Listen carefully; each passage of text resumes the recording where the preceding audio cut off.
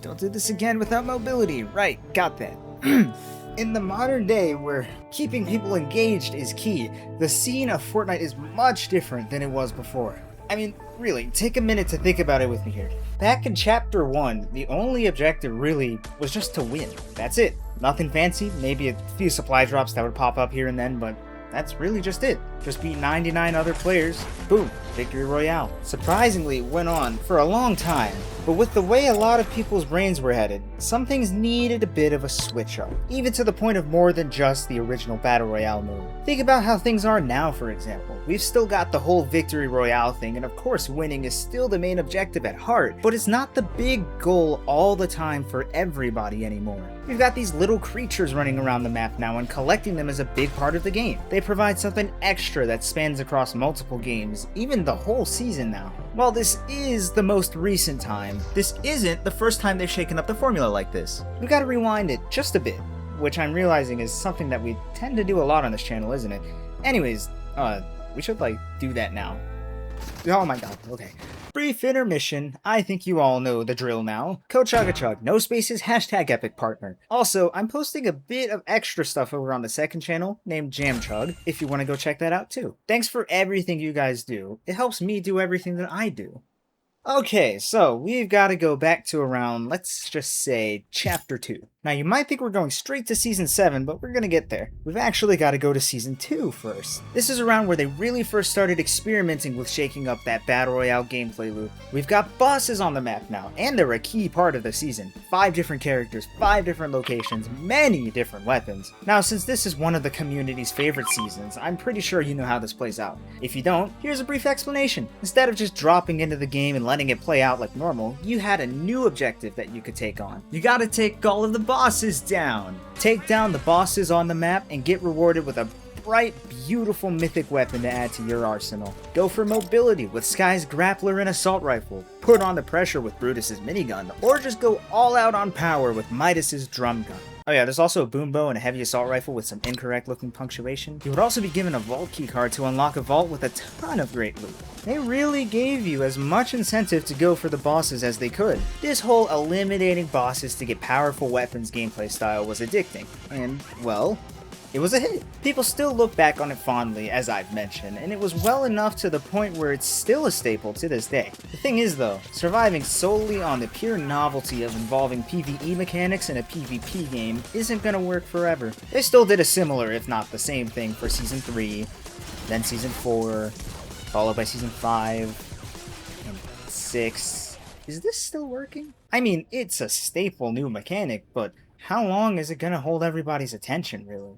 Well, look no further than Chapter 2, Season 7, Invasion! This was a super cool season, one that a lot of the community also looks back fondly on, but one of the new original features of that season was the Mothership Abduction minigame. Now remember, Warzone was popping off around this time, so a lot of people were begging Fortnite to do some type of gulag update, something to give people another shot at surviving the match. Well, would you look at that?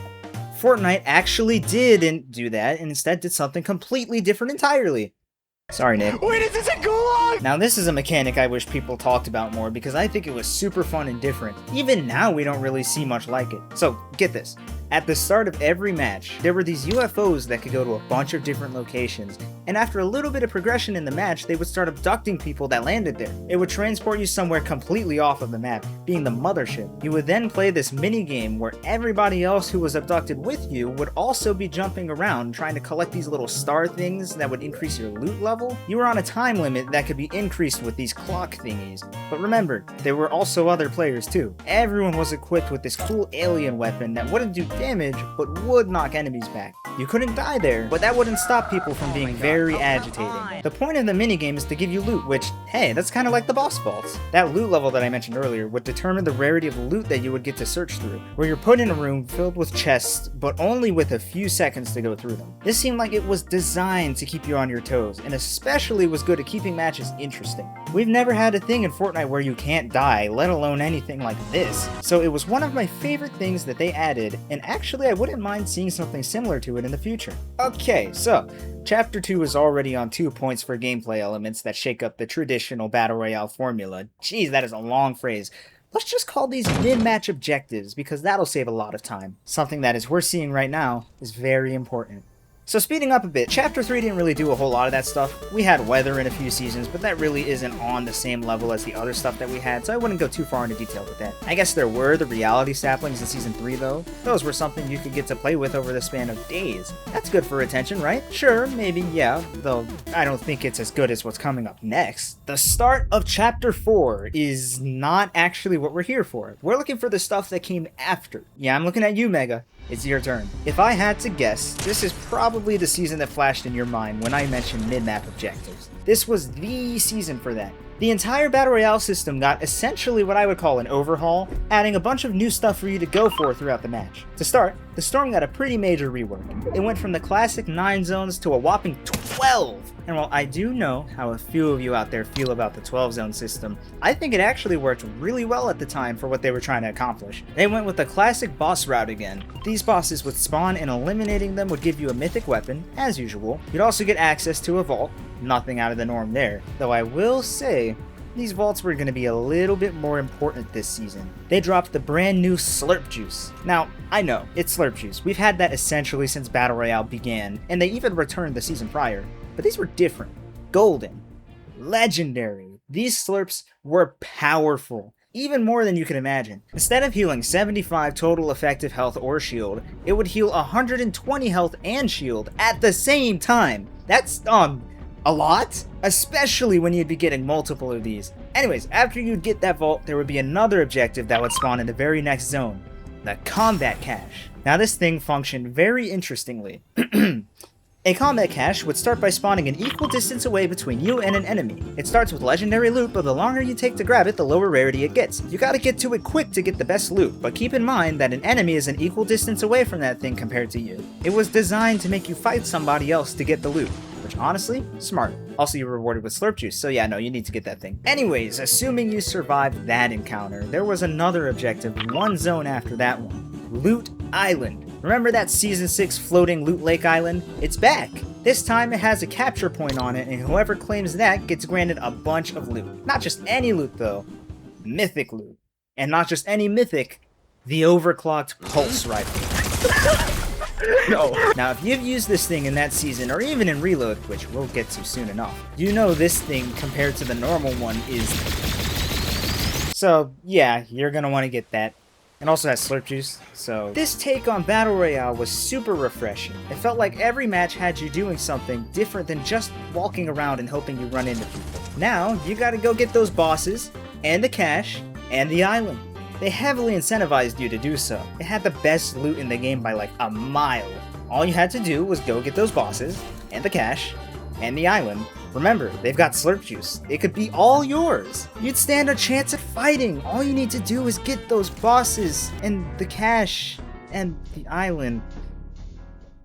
Is this too much? Did we lose the plot? Bosses were switched out with forecast towers eventually, which was cool because it was different, but that's still powerful. You get to essentially have storm future vision, and people would do anything for that. We had a lot of those objectives, but I feel like they started having the opposite effect of what they were originally made for. At least that's how I felt. By Season 4, they brought back the mythic weapons being the focus. There were a lot of them, all spread throughout one of 3 different POIs all at the edge of the map. Okay, wait, no. So, let me get this straight. In order to have the best chance of winning, you had to drop at an edge POI, kill a boss, get a mythic, get a forecast tower, get Slurp Juice, get your combat cache, get Slurp Juice, get to Loot Island, get your Slurp Juice. You see the problem here? Since this game was guiding you so heavily to do these mid-match objectives, you just kinda had to play the game the same way every match. Epic tried overcorrecting the problem that they ended up back to square one. Where do we even go from here? Well, as an honorable mention, I'd like to mention Season OG. There were no major mid-match objectives, but that season in general was great for player retention overall. Nearly a season's worth of content every week was crazy. Anyways, moving on. Chapter 5 actually did something here that I appreciated, toning it down. We still had some of those same objectives for a while, but they were much less important and much more optional. They killed the gold Slurp Juice finally, and it didn't rule over the whole chapter anymore. We could finally chill on the essentially mandatory playstyle we've had for close to a year, and Chapter 5 didn't add any major shakeups for the rest of the chapter. Chapter 6... what's that? No.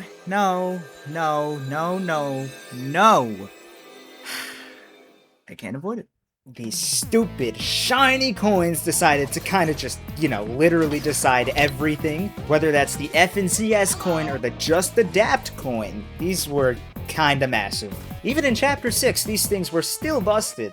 But we're getting ahead of ourselves right now, we'll get to that. Chapter 5 had other stuff too, like the launch of a certain other thing. As you could probably imagine, since this part of the story is set in 2024, people were having much lower attention spans. Winning just didn't matter as much to people. It's an AI, let's finish the job. And we win. Cool. Reload was Fortnite's answer to that. Fast-paced mode, constant fighting, rebooting mechanics, it had everything it needed to target retention. Even outside of that, we had things like turning into Doom in Battle Royale. This changed Loot Island a bit, along with being a throwback to Thanos in Chapter 1, which I didn't mention because that was an LTM, and was super neat, if only it spawned when more people were alive in the match. Moving over to Chapter 6, we had stuff like actual boss battles during matches. It was really cool to see and matched the chapter very well. Fortnite was starting to chill out with the mid-match object. Just kidding, here's Godzilla. Oh, and this, and yeah, you get the point. The collabs having their own giant mid-match events tied to them was actually pretty smart. Season 2 shook things up with the black market mechanics, even though they were essentially reworked vaults. In Season 3, we got Blitz Royale, which is like the retention game mode. Tiny map, no builds, 5-minute matches, that's insane. Wait, my emo's not reversal. Guys, wait. Season 4 removed everything. Wait, huh? Okay, so they killed the coins, which I actually didn't mind because they were kind of broken. But what about now? What's next for mid-match stuff? Well, I'll tell you what. So, this thing right here, a rift anomaly. I thought these were pretty smart. They would constantly have a chance to go off during the match, multiple times by the way, and they make a bunch of weird stuff happen. Even Season 2 had the whole rivalry system, which I would say counts towards retention, because it gets you to do something throughout the entire match, and there was also a reward for getting 1,000 of them. That's kind of a lot, Fortnite. I don't know why you made us do that much, but I still did it. Anyways, Anomaly seemed like they would be the new thing to shake up Battle Royale's formula this chapter, but Epic had one more trick up their sleeve. You see, last summer, a ton of people were concerned about the state of the game. Player counts were at an all-time low, and people genuinely thought it was over. Summer tends to be a low point for Fortnite sometimes, so it makes sense. It didn't seem like it was going to be that bad, but it did scare Epic enough into coming up with a genius plan. These guys dropped a new map mid-chapter. What? Along with this map, we also got Sprites. And now, a few of these little guys were roaming across the Chapter 6 map, but it looks like they're back and taking the spotlight. These guys are actually really smartly designed too. They give the players something to collect and look forward to, while also giving them something to constantly play and level up to max out. There's multiple variants too, so that way they can each be mastered multiple times. The goal is still to win, but even if you don't, you could still get the satisfaction of extracting a new rare sprite to your collection. I've even managed to obtain 2 of the rarest ones actually. One I got from a friend, and the other one I got from randomly eliminating somebody. A fun challenge I tried was playing a match with them and trying to survive as the horde of people that wanted it went after me. I'm really surprised at how well a collection system works in a Battle Royale, but I'm pleasantly surprised nonetheless with how they pulled it off. And the best part? It's actually working. People have been adoring Sprites this season, even if some people are bored from the 2-week epic summer break period that we always have. Fortnite's player base has actually just been growing again. It makes me so happy to hear, and it also kind of gets me being curious about what else they're going to come up with in the future. Though, other than that, I have to ask you guys a very important question. So I've had him for a while now, and how do I extract him? I want to keep him safe, and I think I saw a spider in here earlier, so can someone help me with that? Okay, whoa, hold on, we're not ending it yet. I need, but my buddy, whatever, just, make a good video.